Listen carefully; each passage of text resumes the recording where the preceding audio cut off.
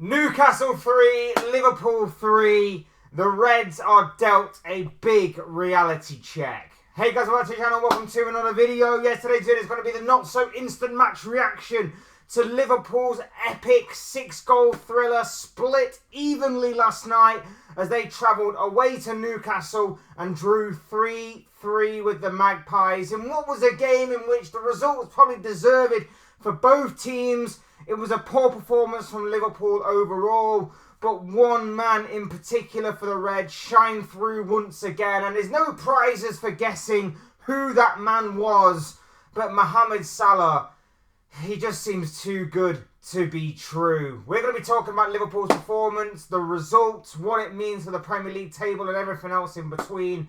But before we go any further in discussing all of that and much more, I would like to remind you all to please like the video and also subscribe if you're new. Both things are always and forever greatly appreciated. Get involved in the comment section as well. Let me know your thoughts, comments, opinions, predictions, feelings, whatever you want to call it, that I'm sure will make for great and interesting reading on this video, whether it be about the Liverpool performance or the result overall or the Premier League title race as a whole. I'd love to know what you guys have to say, so please do use and abuse that comment section, people, and talk to me on this very intriguing and very interesting topic at hand. Right, now that that's out of the way and done with, let's talk Liverpool, let's talk Newcastle, let's talk the 3-3 draw that played out last night between these two teams. It was a reminder of a Premier League classic between these two. These two obviously had some epic battles over the years, and last night it was a throwback to that kind of classic encounter. First of all, let me just say, Newcastle were completely deserving of something last night. At the very least, they deserved a point. They were brilliant. In the first half especially, they were immaculate. That was about as good of a half performance as you are going to get from any team. And Newcastle played it to perfection. Liverpool's only bright spell in that game, or positives really to take from that first half, were Alexis McAllister, who forced a couple of decent saves, or who forced a save from Nick Pope, a decent one at that, and hit the post, hit the outside of the post. And the fact that they only went in at half-time by a goal down, by a single goal down. It really should have been more. Newcastle were brilliant. Newcastle were phenomenal. But the upside for Liverpool is that they were only a goal down. And Liverpool, a lot of stages this season have been known as second-half FC. And for a large part of that second half, it was almost like second-half FC were going to come back and triumph once again, had it not been for a late equaliser from Fabian Schär. But before we get to that, we'll obviously have to talk about the performance. Like I say, Newcastle were brilliant. Newcastle were amazing for the first half at the very least. Liverpool were atrocious. That was the worst half of football I have seen from Liverpool all season, and probably for a long, long time. And I know that when we don't normally set the world alight by the first whistle, but we are normally better than that at the very least. The second half performance couldn't get any worse, let's just put it that way.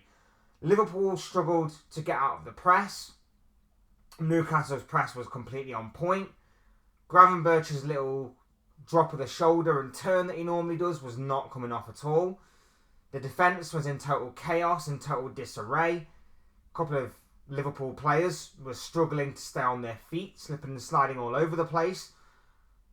It was actually a wonder that we actually went in at half-time just the one goal down. We really should have been more, and you know, there was some very poor individual performances all round for Liverpool, but the one moment in particular I'm thinking about, Joe Gomez not dealing with the ball at all, making a complete mess of it. I think he's trying to play a back pass to Kelleher, which he completely messes up with his wrong foot.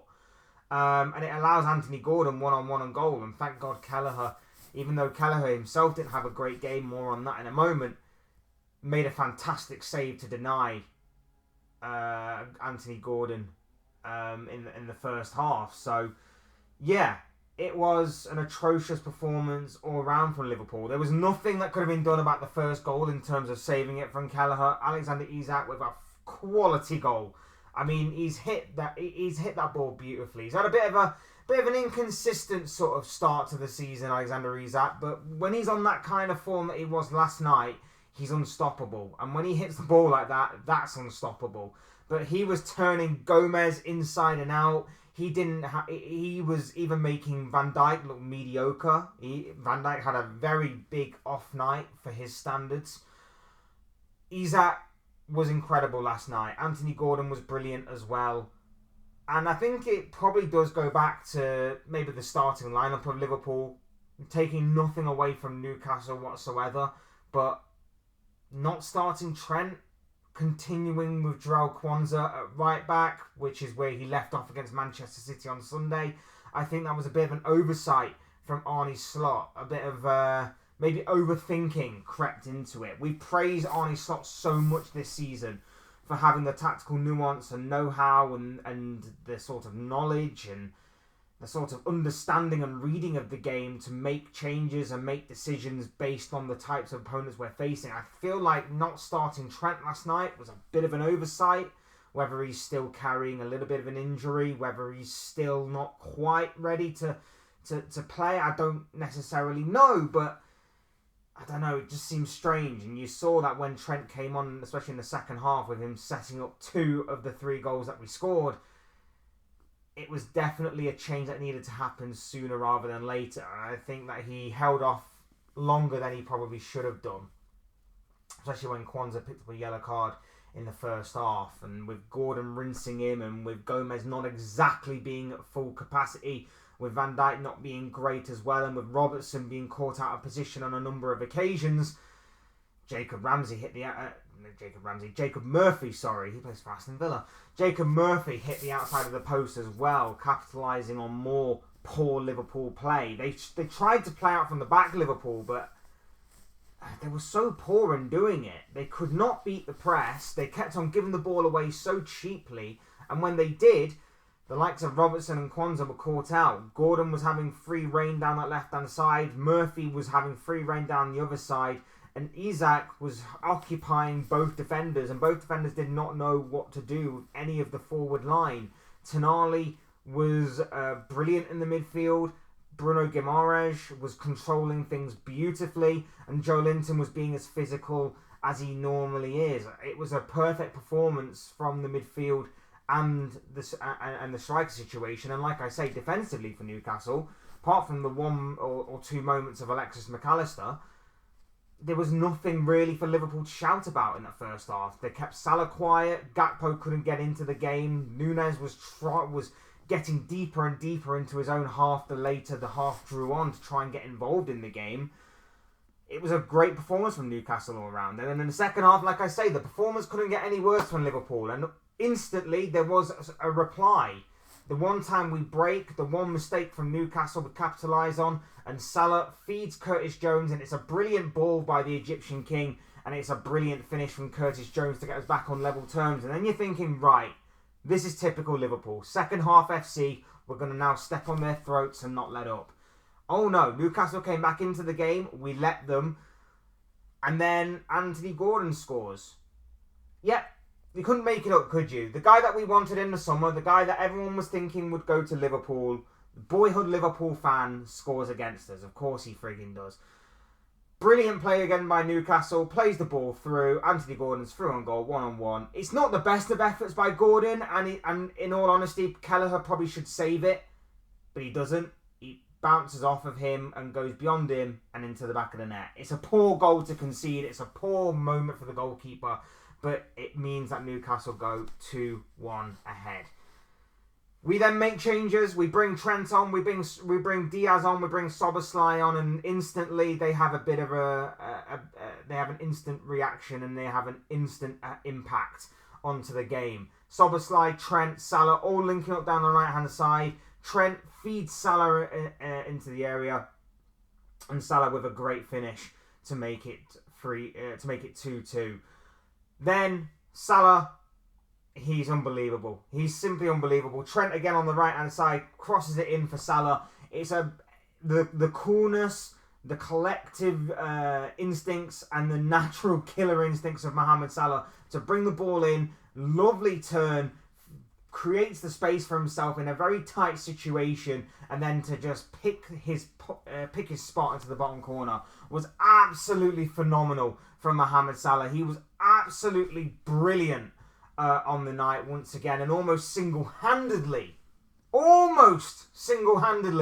got us the win that we probably didn't necessarily deserve on the night. If it hadn't been for another horrendous goalkeeping error from Keeman Kelleher, free kick into the box, it goes all the way through. Kelleher half comes for it. He kind of goes to go for it, then naturally second guesses himself halfway through.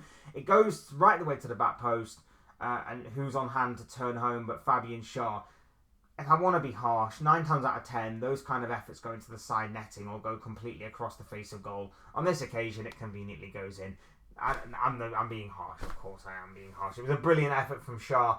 And you know what? It's no more than Newcastle deserve. It was a frustrating night for Liverpool. It was a horrible night. If you're obviously a fan of one of these clubs, going the whole back and forth basketball encounter that it was. But yeah, that is how the game panned out. Alexander Isak saw another effort of his going to the back of the net, but it was chalked off, and rightly so, for offside. Newcastle had a penalty appeal. I felt like the defender got enough of the ball. I can't remember who it was now who made the challenge. I want to say it was Gomez, but I could be wrong. I could be wrong in that. It could have been either Gomez or Kwanzaa. I think it was Kwanzaa, actually. I want to say Kwanzaa got enough of the ball just to get it away, just to get a little bit of a nick on it. And I think that, again, if you want to play the rules of the law, or what they've stated in terms of it has to be a clear and obvious error from the referee, you can kind of understand why in normal time and at the first time of seeing it, the referee would have given it. If you're not going to overturn the Southampton-Liverpool penalty a couple of weeks ago, you're probably not going to overturn that one. So I can understand why Newcastle fans may feel a little bit hard done by, but I can also understand why the referee wouldn't give the penalty and why VAR wouldn't overturn it on the night. Liverpool may have had a penalty shout themselves with Luis Diaz for a little bit of a pull. Again, they've not been given all season, so I have to praise the consistency there of referees. It is what it is on that one.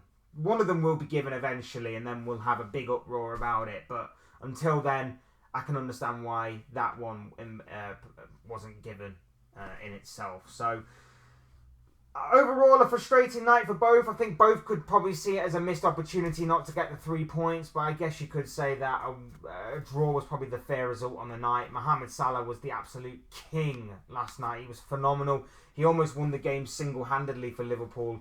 I'd say him, Alexis McAllister, and Trent Alexander-Arnold were our best players, and one of them was obviously a substitute. The rest were absolutely terrible last night. Kelleher had his worst performance. I can't criticise him too much because he's been absolutely phenomenal for us deputising for the absent and injured Alisson. So I can't go in too harsh on him, but I have to question what he was thinking, especially for the third goal. The second goal was preventable as well, but for the third goal, I have to question where his head was at. What was he doing? You either go for it and you miss it completely and you hold your hands up and we can understand your judgment, or you stay in goal and you wait for the ball to come to you.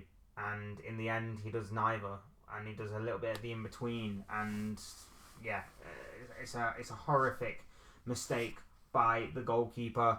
Like I say, Kwanzaa was poor, Gomez was poor, Van Dijk was poor, Robertson was awful. Gravenberch had his worst game in a Liverpool shirt this season. He was terrible and rightly taken off. Curtis Jones gets his goal.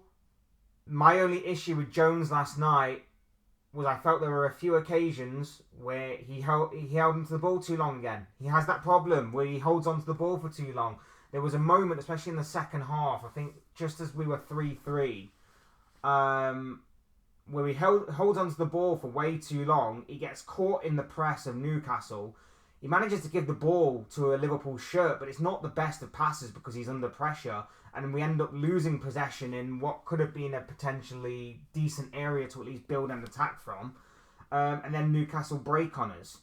So my issue with Jones last night was simply, he held on to the ball for too long on certain occasions. He looked better when he was in the six, but he still did that overarching element of his game that he needs to eradicate. Or at least needs to get better at decision making, should I say. He needs to get better at that. Like I say, McAllister was brilliant. Gakpo had his quietest game for a while. Salah was phenomenal in that second half. And Darwin Núñez, Jesus Christ, this guy.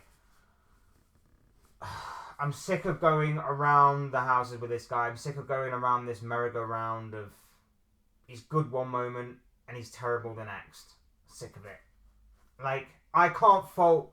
I sound like a broken record. I can't fault his work rate. I can't fault his passion.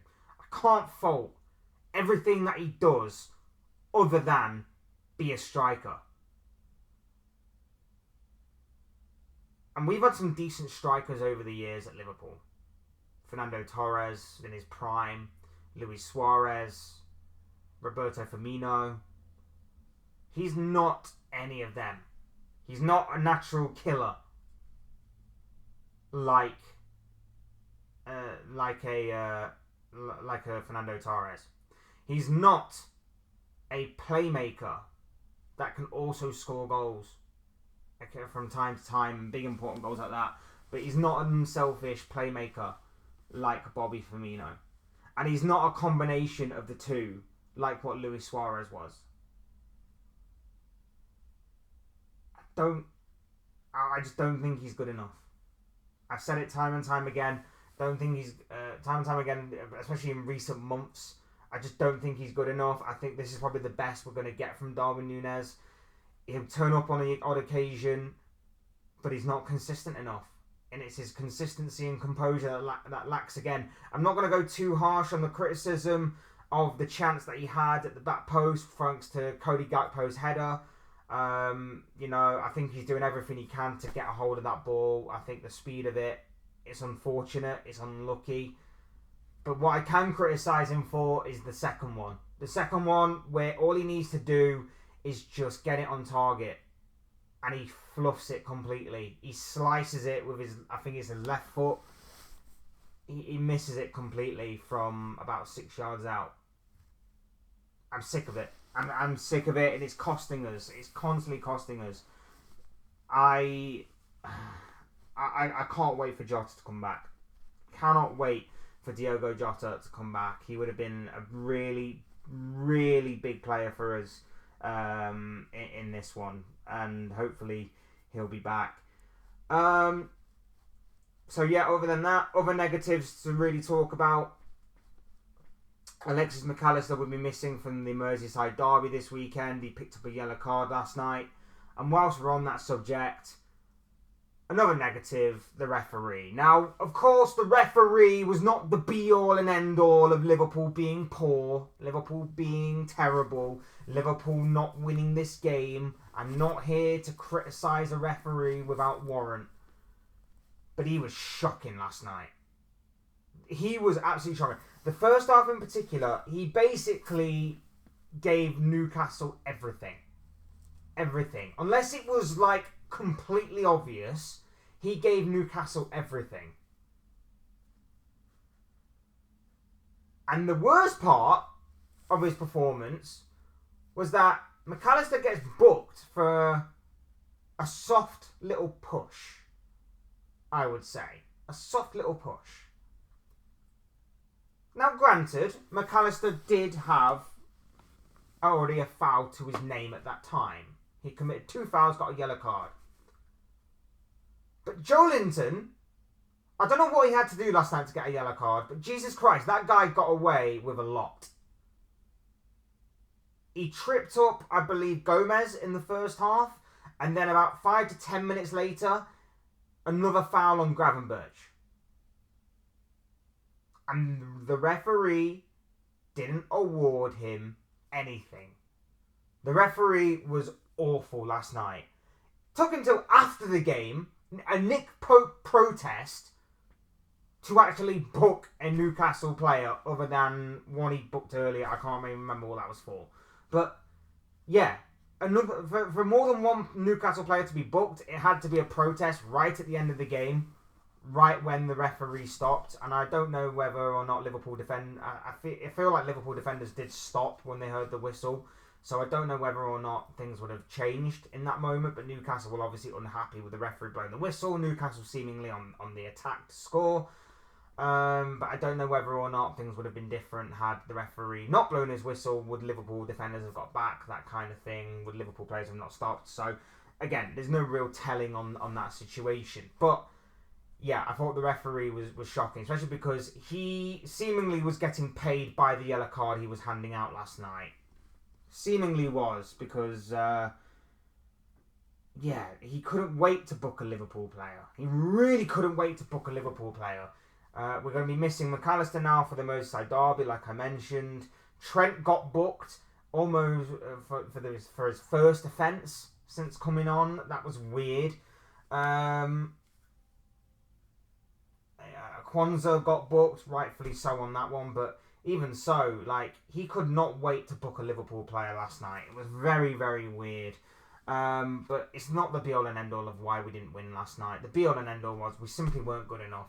And even through the best efforts of Mohamed Salah individually, it still wasn't enough for us to get all 3 points against Newcastle.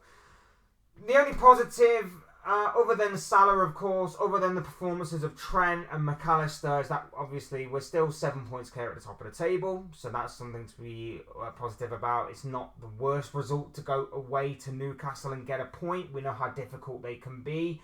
I'd say actually from a Newcastle perspective, it's actually more frustrating that you can get up and play for these kinds of games and then not against the so-called lesser or more favourable teams of the league. I'm sure Newcastle fans will be asking the same question as to why could they play this way against Liverpool? Why did they play that kind of way against Arsenal and win that game? But yet they drew against Crystal Palace at the weekend, and they've also lost and dropped points to a couple of other smaller teams, with all due respect, in the Premier League so far this campaign. So I think there are a couple of questions for Newcastle to be asking themselves.